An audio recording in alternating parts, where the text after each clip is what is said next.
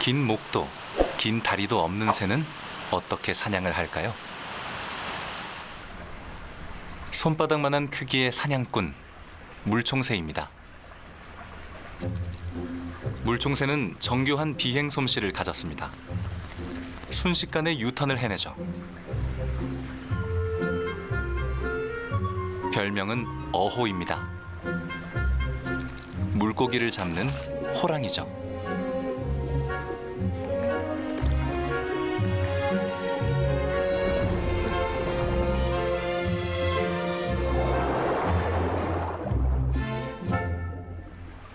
비행 실력만으로는 물고기를 낚기 어렵습니다. 물고기는 물 밖에서 보이는 것보다 더 깊은 곳에 있습니다.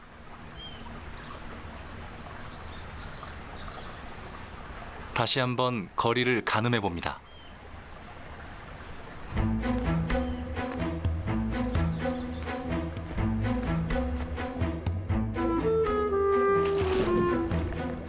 하지만 물고기는 가만히 있는 관역이 아니죠. 끝까지 추격하지 못하면 또 빈손입니다. 이럴 때 물안경이 필요합니다.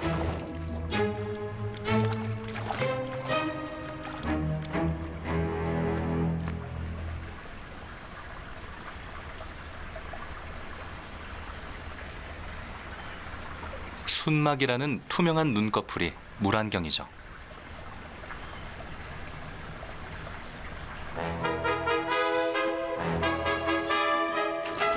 덕분에 물속에서도 눈을 뜰 수 있습니다.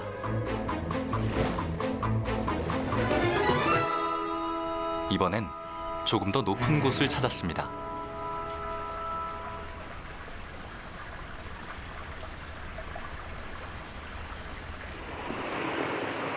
물총새에게는 아주 까마득한 높이일 겁니다.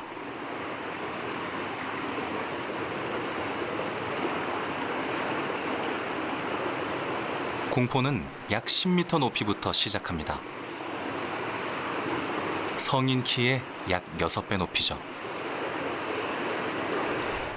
물총새와 수면의 거리는 약 1.5m, 자기 몸의 약 10배 높이입니다.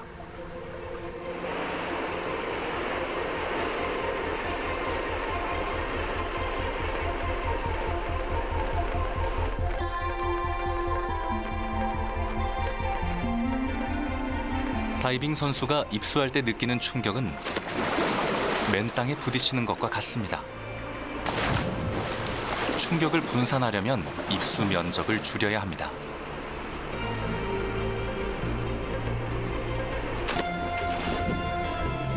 물고기가 눈치채기 전에 낚아채는 방법이기도 하죠.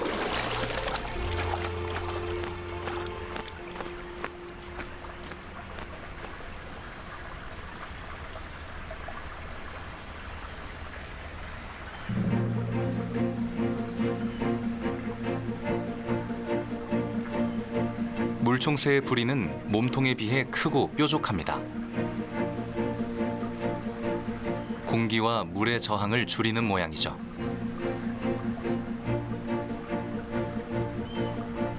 이 모양에 주목한 곳이 있습니다.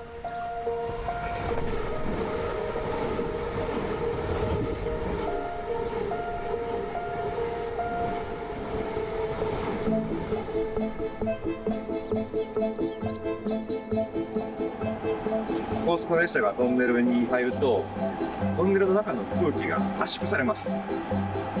その圧縮された空気の波がトンネルの出口で一気に広がる。で、そういった時に音が出るということが分かりました。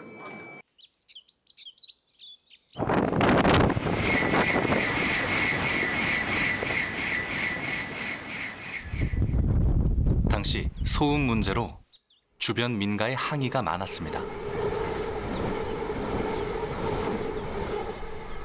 騒音にある基準を設けるということにつながりまして、その基準を超えないようにしないといけない。速度を上げてもその基準を守らないといけないというルールが定められました。これは速度が30キロあると騒音は2倍になります。その2倍に増えた騒音を半分に減らさないと非常に大きな課題がありました。 당시 총책임자였던 나카스 에이지 씨는 자연에서 실마리를 찾았습니다. 평소 즐겨 관찰하던 야생 조류에서 아이디어를 얻었죠. 그는 여러 종의 새부리 모양을 본따 열차의 모형을 만들고 터널 통과 실험을 했습니다. 빠르면서도 가장 조용히 공기를 가르는 최적의 모양을 찾기 위해서였죠.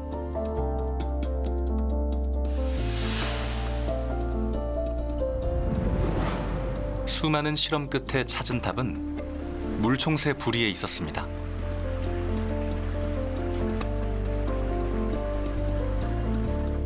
그런데 문제는 이것으로 끝이 아니었습니다. 騒音問題というのは2つあります。トンネル摘発派と主にパンタグラフ、電気を取り入れるところから発生する音、この2つがあります。 펜터그래프는 열차 지붕 위에 있습니다.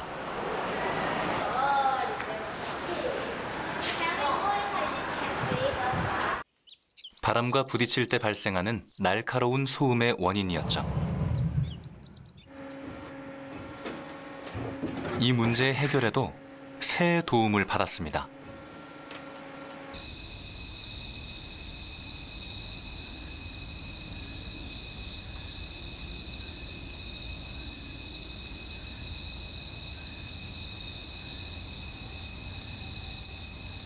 청력이 뛰어난 하늘 다람쥐. 최대한 소리 없이 접근해야 합니다.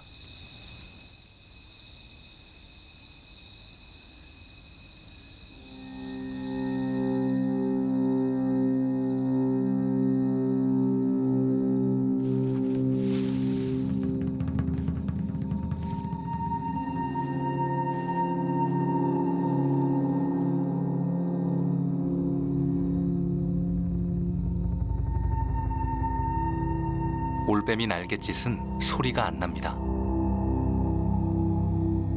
그 비결은 깃털에 있습니다.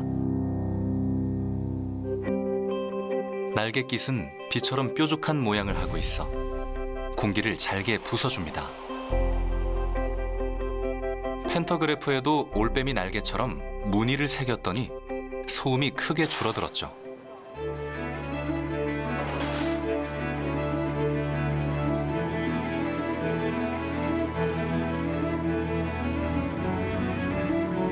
새를 닮은 고속열차는 마침내 터널 소음을 기준 이하로 낮추는 데 성공했습니다.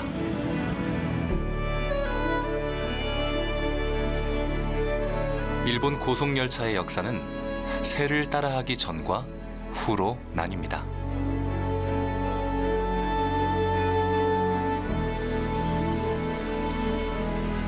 숱한 도전이 만든 설계가 있는가 하면 기다림이 만든 설계도 있습니다.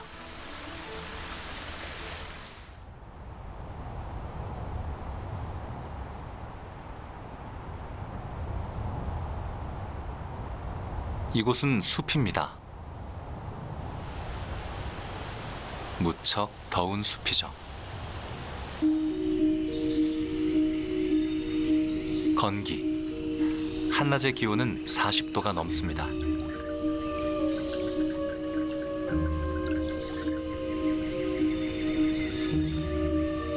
작은 그늘 한 점 한 점이 소중하지만 더 절실한 것이 있습니다.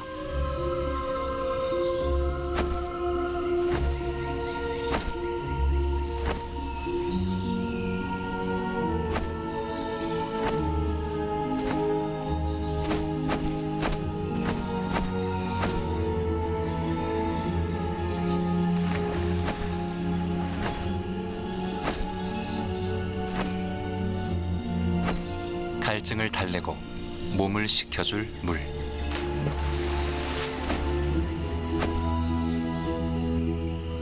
하지만 경계를 늦출 수 없습니다.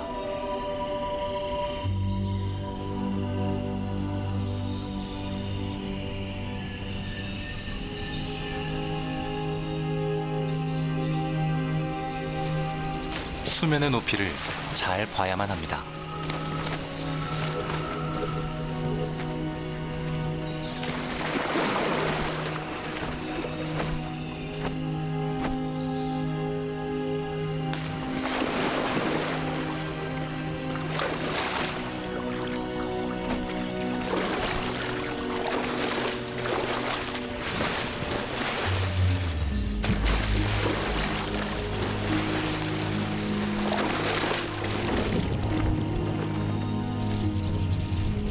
어두워질수록 수면의 높이를 보는 것은 더 어려워집니다.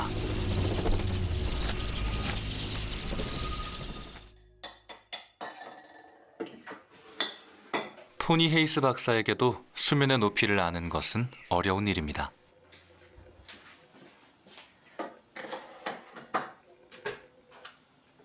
그래서 자신만의 방법을 만들었습니다.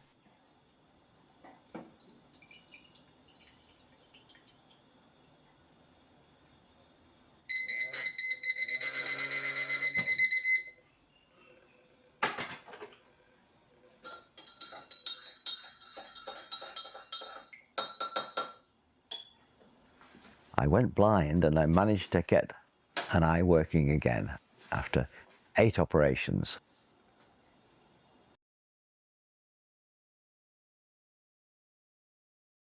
공학자의 꿈을 펼치던 20대 시절, 시력 장애가 생기면서 그의 일상은 바뀌었습니다.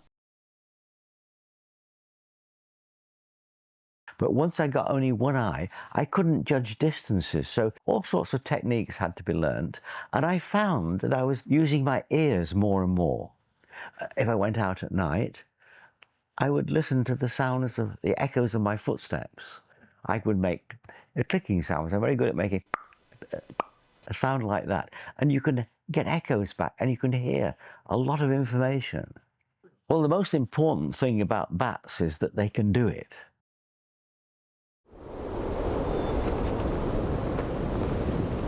박쥐가 사는 곳은 복잡합니다. 이런 곳에서 박쥐는 원하는 곳을 찾아야 합니다.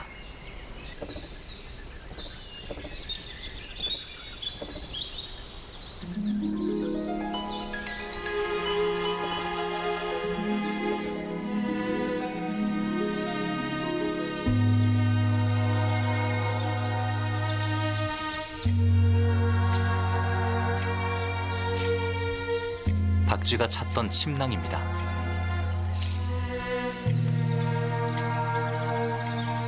박쥐는 이 안에서 잠을 잡니다.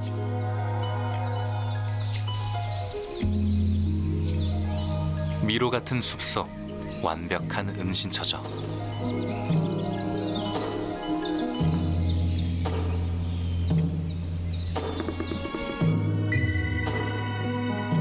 박쥐는 음파를 던진 뒤 되돌아오는 정보로 네펜데스가 맞는지, 얼마나 멀리 있는지를 알 수 있습니다.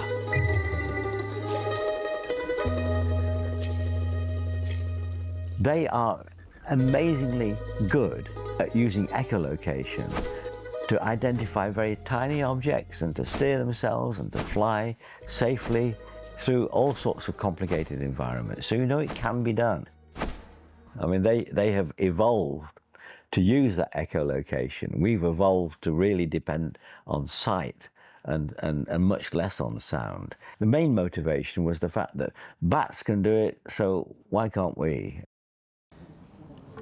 This is the Sonic Pathfinder. It lives in a waste pouch.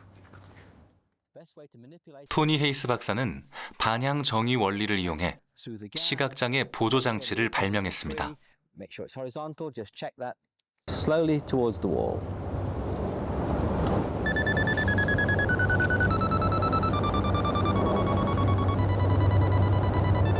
Now I can reach and touch the wall. And now I'm going to walk. 사물과 가까워질수록 낮은 음의 소리가 나 부딪히지 않게 해주는 장치였죠. And it worked remarkably well, except blind people don't like to be fiddling with wires, and it's messy, you know, it's difficult. Now, when I developed this, I was still driving. I drove until I was 60. And I decided, wouldn't that be useful on the back of the car to judge distances? So I took the transducers off, spread them out, put them on the back of the car, basically had exactly the same electronics. So it beep, beep, beep, beep, beep, beep, beep, beep, beep, beep, beep, beep, beep, and then continuous, like the parking sensor. 1980년대 초 그는 주차 보조 센서 아이디어로 특허까지 냈습니다. I developed this, put it on my car. I took the car, drove the car to Jaguar in Coventry in England. And they were very, very, very polite. Engineers got in the car and we drove it up and down, backed it into various places. They took me into the boardroom and they said, well, Dr. Hayes, it's very interesting. However, you like it because you're a one-eyed driver. Real people wouldn't want a thing like this. I mean, can you imagine that? I mean, people just didn't understand. When it did eventually come, by which time the patent had expired, and so I'm not a multimillionaire. Incidentally, my wife drives. We've got the television camera at the back, but we also have the parking sensors back and front. So it's all there, and it's my baby, but I don't get any money for it.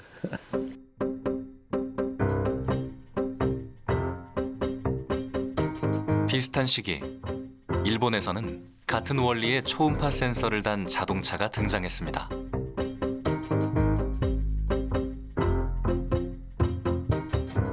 トヨタで初めて超音波を利用した後方センサーを使ったのはですね、1982年のコロナになります。1970年代に日本で自動車が大量に増えまして、それに伴ってですね、日本ですごく交通事故が増えました。死亡事故が増えました。それまで後方を見るにはミラーで見るか直接後ろを振り向いて見ることをやっていたんですけども、バンパーとかですね、そういう低いところにあるもの、例えば子供なんかが後ろに座っていた場合は見えなかったので、それを子供をひいてしまうとかですね、そういった悲しい事故が起きていました。この頃問題になっていた交通安全とかですね、安全性の問題に対処するためにこの超音波センサーが採用されます。超音波を利用した測定技術っていうのは実は20世紀初頭からありまして、例えば船が氷山を見つけたり潜水艦を見つけるためにですね、音を発してそれの帰ってくる時間で距離を測るっていう技術はありました。 소리 대신 전파를 쏘면 더 빠르고 더 멀리 있는 것을 탐지합니다.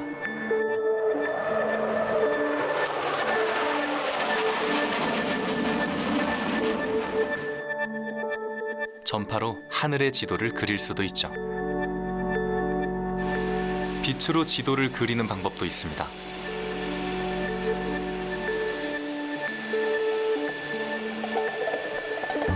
로봇 청소기는 초당 수천 번의 빛을 쏘는 중이지만 우리 눈에 보이지는 않습니다.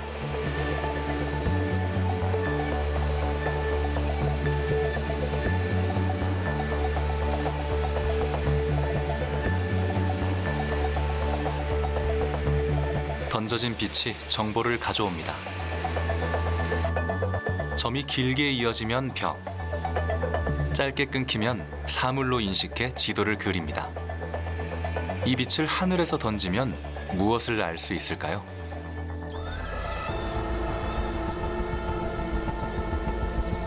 이 드론은 숲의 체중을 재는 중입니다.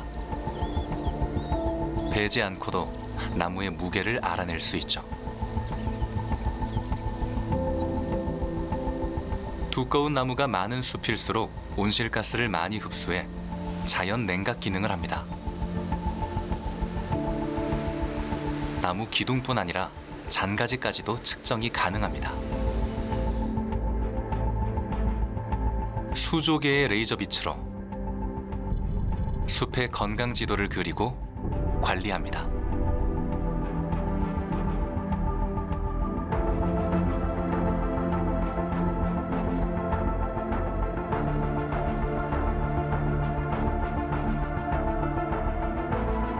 빛으로 얼굴의 지도를 그릴 수도 있습니다. 하루에도 몇 번씩 스마트폰 잠금을 해제할 때마다 3만여 개의 보이지 않는 빛이 얼굴을 인식하고 있죠. lasers. I mean, who would have thought we have lasers everywhere these days? There are some things in nature which are exceedingly clever. And biodiversity is so important. We mustn't lose biodiversity because there are so many things out there that we don't even begin to know about.